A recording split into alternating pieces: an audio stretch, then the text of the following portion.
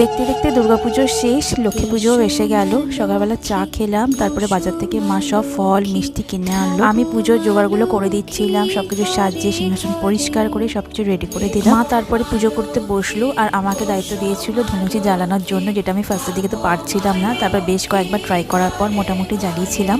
মায়ের পর আমিও পুজো করলাম। আর এবছর লক্ষ্মী পুজো তো আমার বাড়িতেই কাটলো। আর লক্ষ্মী পুজো মানেই নারকেল নাড়ু, মা যেখান থেকে কিনে এনেছিল নাড়ু, তারপরে মোয়া, এইসব টুকটাক, সেগুলো ভীষণই টেস্টি ছিল।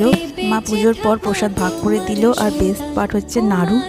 দুপুরে ডালিয়া করেছিল মা, ওটাই খেলাম। আর ওই দিন সারাদিন এডিট করেই আমার কাটলো। আজকে অনেকদিন বাদে দুধের চা বানালাম বিকেলে, যেটা ক্লিপস নিতে তো ভুলে গেছিলাম। রাতের জন্য মা করেছিল ঝাল ঝাল করে আলুর দম আর সাথে এই হালুয়া, যেটা রেসিপি কিন্তু দেওয়াই আছে। দুর্গা পুজোর দিনের একটা ব্লগ অলরেডি কালকে কিন্তু আপলোড করেছি, দেখে না থাকলে লিঙ্ক দিয়ে রাখবো, দেখো। টিভি দেখতে দেখতে ডিনার করতে যাব, সেই সময় পাশের বাড়ির এক দিদা প্রসাদ পাঠিয়েছিল, তো ওটাও খেলাম। এইভাবেই কাটলো।